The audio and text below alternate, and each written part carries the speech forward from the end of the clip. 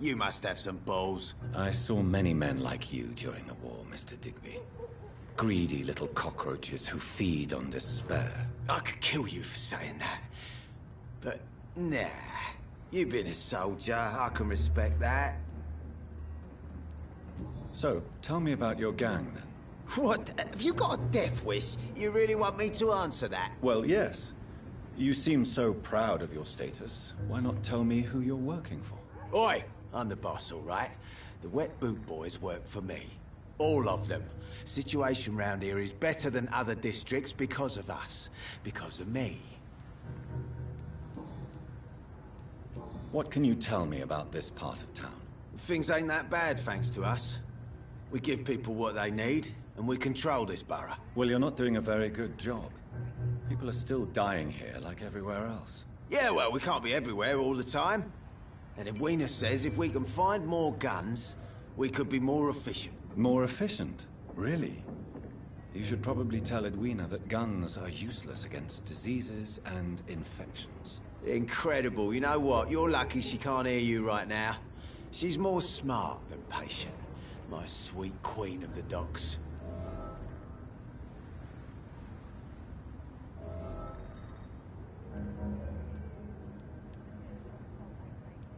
Are you some...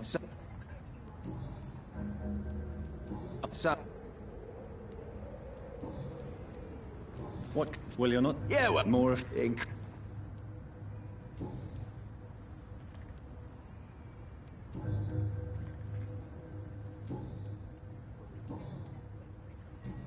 Goodbye, Mr. Digby. You again. What are you...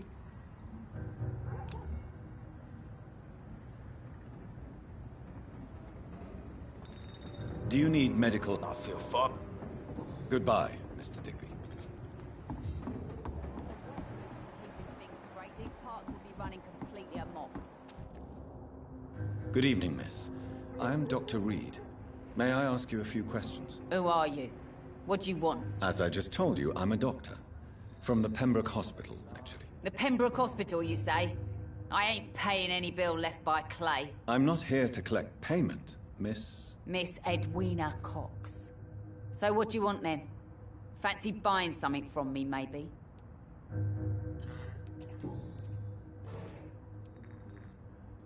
What can you tell me about you? I'm a businesswoman. I buy and sell things, and I send my Wet Boot Boys after anyone who don't play nice with me. Gang member and shopkeeper.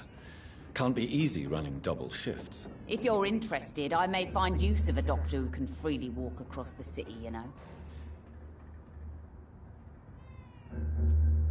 You're quite blunt, aren't you? I like people who know what they want and say what they think. This is a time of great opportunity for those ready to embrace their destiny. I'm not interested in a career in the criminal underworld, Miss Cox. Fair enough.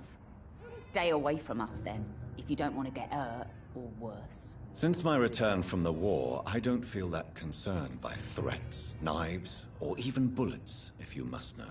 That's exactly what that stupid trade unionist claimed after he attacked one of us. Booth and I reminded him a bullet beats words every time.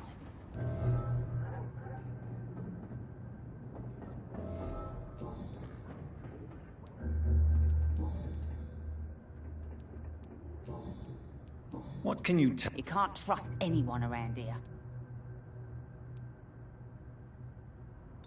Really? Bastards, all of them.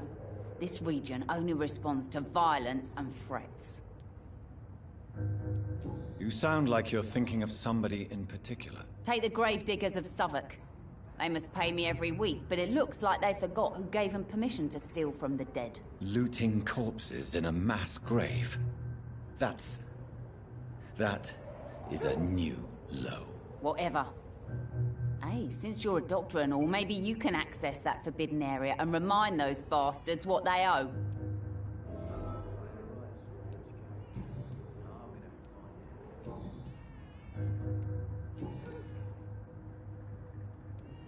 Tell me about the man you and Booth killed, Edwina. The bastard killed one of us and received retribution. There's nothing else to say.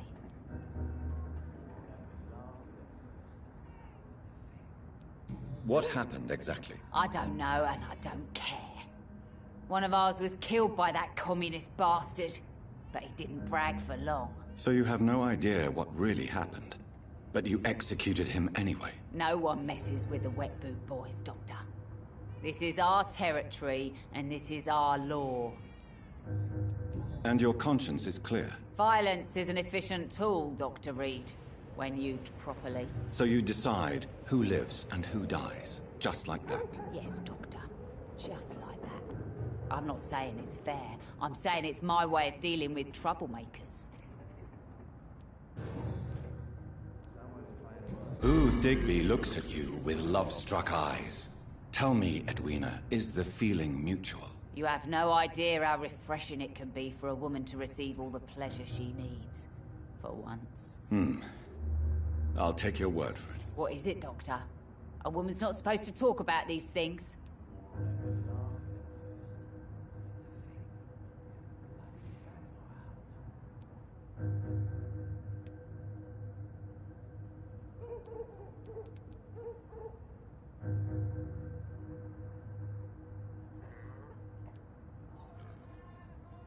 Behind all your crude words and your attitude, I sense romance and a soft heart, Miss Cox. Romance? I have no time for such rubbish. I use Booth like I use everyone else.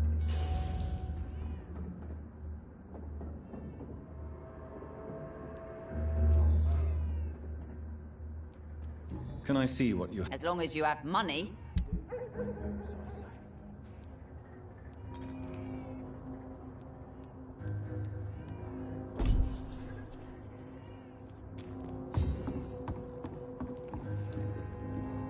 You... Tell me about the man you killed, Booth. What happened? One of us had been killed, so we had to retaliate. That's the whole story. There has to be more to it than that. No, really, one of us got killed, so the killer had to die. That's how things have always been done round here. No one gives a shit.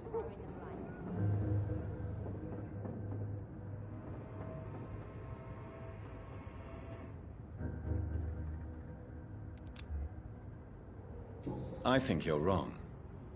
Maybe the docks have always been violent, but you can't say the living don't suffer because of it. And then what? Let the commies and the anarchists rule? Nah. We're the Wet Boot Boys. Our fathers died on these docks and they belong to us.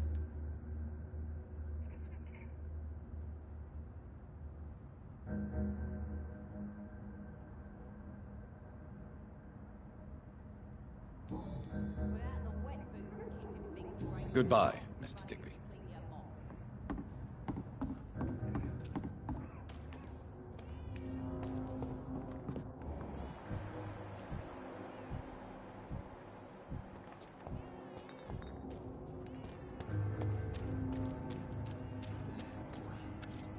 Good evening, sir. Whatever. Don't you recognize me?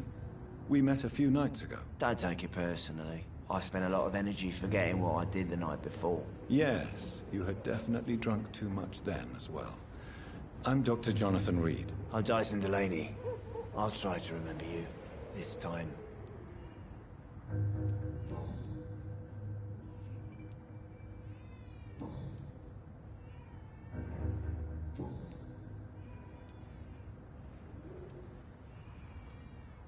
Is there anything in particular that you like about this part of town? Except for the cheap drinks, I mean. How dare you say such a thing? I love this neighborhood. So friendly. So joyful. Why are you so cynical? Cynicism is the polite way to express despair, Doctor. No. And then we die, is that it? Let me tell you a story. All right.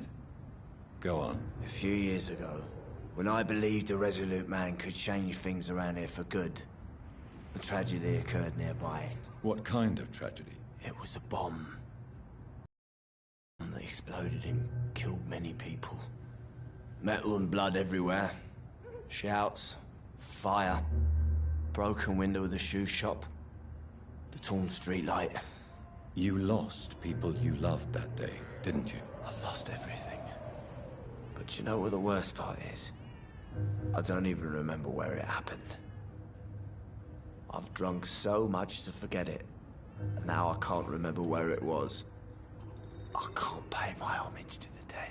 I'm sorry, Mr. Delaney. It's okay. If you ever find the place, just leave a flower for me there. Even if you tell me where it is. I'm not sure I'd memorize it.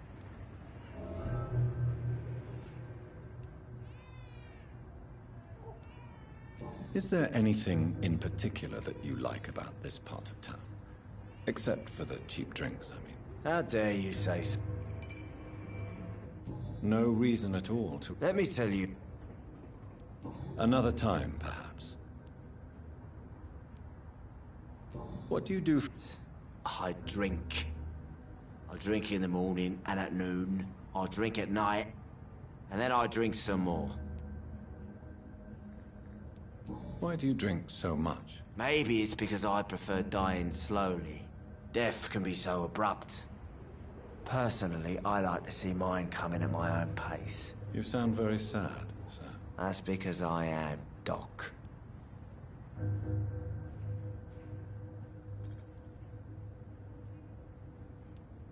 Don't you work at all? I'd love to, but I don't have the time. Didn't I tell you? Drink in the morning and at noon. I'll drink at night.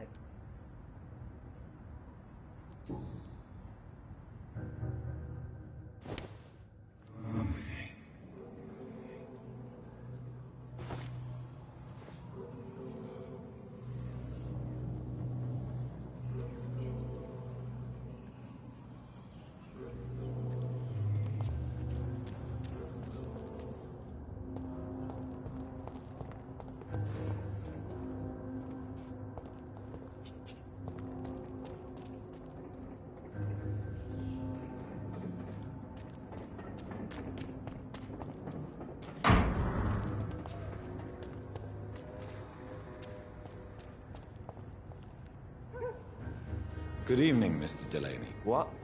Oh, you're that doctor.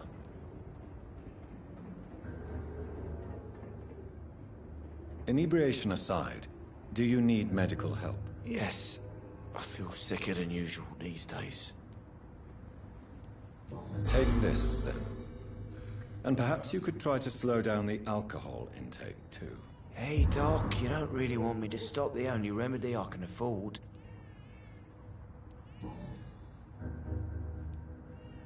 Surely you must have had dreams and expectations when you were young, like everybody else. Sure. I wanted things to change. To really change, and to change for good. The bigger the dream, the harder the fall. Sounds like you were an idealist, which is honorable. No, sir. I was an anarchist, and I believed that exclusive property is a robbery in nature.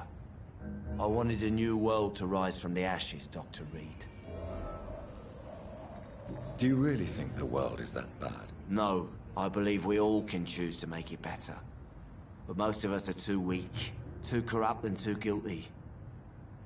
I failed for sure, but others will come.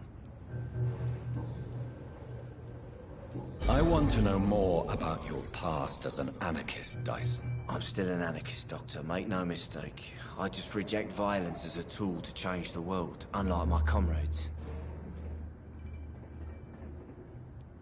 Do you still see your comrades, then? Even if you don't agree with their methods anymore, I mean. No. I hope they'll come to share my point of view one day. I'll raise my glass to that splendid idea. Do you believe in a bloodless revolution, then? I do not believe in much anymore, Doctor. But I'll admit I like your idea of peaceful change. I like it a lot.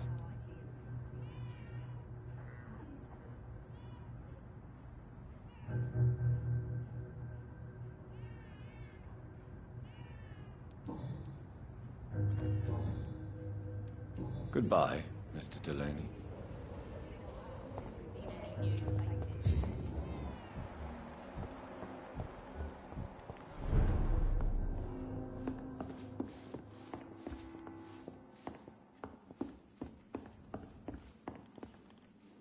hope I live long enough to see... Good your evening, lovely Tom. voice. Good evening, sir. How are you tonight? Back to the docks, are we? You remember me then? Of course I do. You're that man who seemed so lost when he entered my bar a few nights ago. Thank you for your hospitality. I'm Jonathan Reed, by the way. I'm still Tom Watts. Welcome back, Doctor.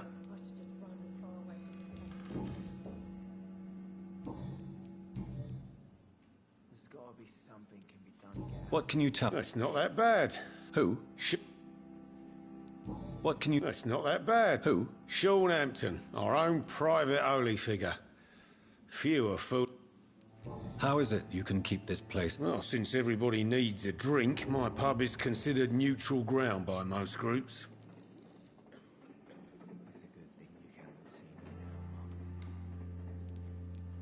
Since I'm here, is there anything I can do? Well, perhaps, Doctor.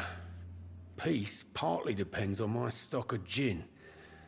With the epidemic, my supplies are running low. How could a physician help you in this matter? I have a small warehouse just past the quarantine line. Perhaps, with you being a doctor, you could go there and come back? Doctors aren't immune to disease, you know. Very well. Show me where it is. I'll see what I can do. Oh, thank you, sir. Here's the key to get in. You're about to save many dry throats.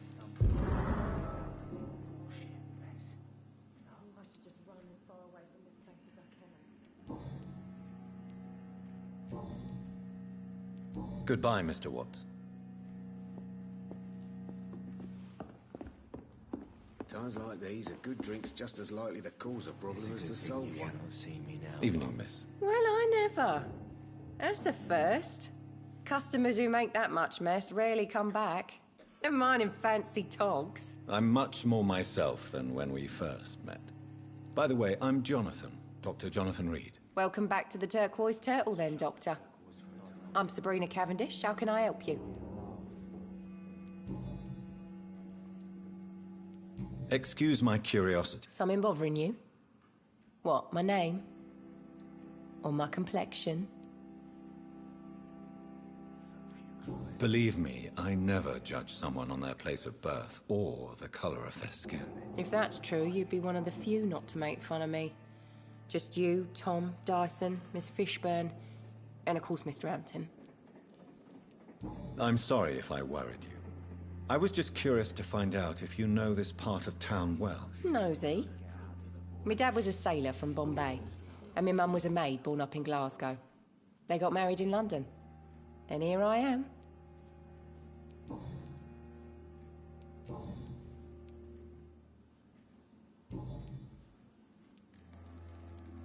This place seems, how shall I put it, very colorful. I'm sure it has plenty of stories to tell. We get people of all sorts here. It's that rare place in the docks where you can have a drink without being murdered. At least it's not happened yet. Your boss must be quite the negotiator to force such an agreement. Yeah. Tom's a great bloke. Mr. Hampton, who runs the night asylum, he's the only other man that's able to keep peace around here. So this bar is neutral territory then? Yeah. Tom's convinced this is something the locals need. No one ever draws a weapon here. That's one of the reasons I accepted the job. What can you tell me? People don't appreciate that line of question. You look concerned. This is a bad borough. Most people I know are afraid. Most locals will rob you blind, or worse. You best mind your step.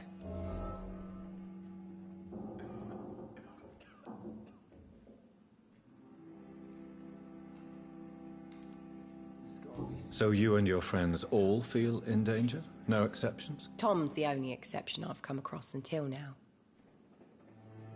But he's not like everybody else.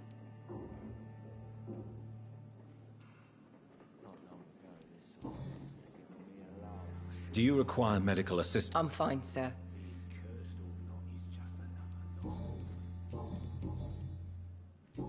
Goodbye, Miss Cavendish. It's a good thing you cannot see me now, Mum.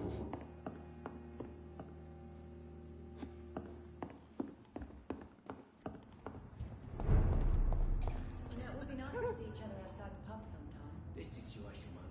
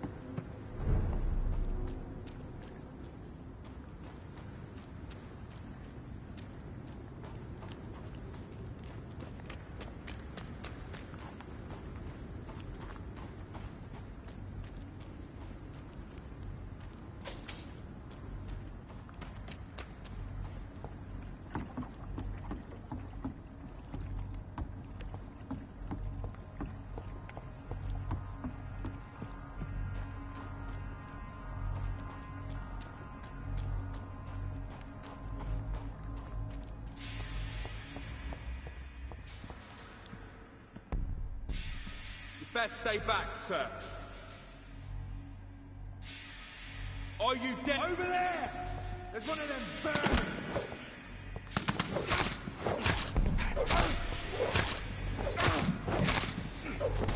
Right, vermin!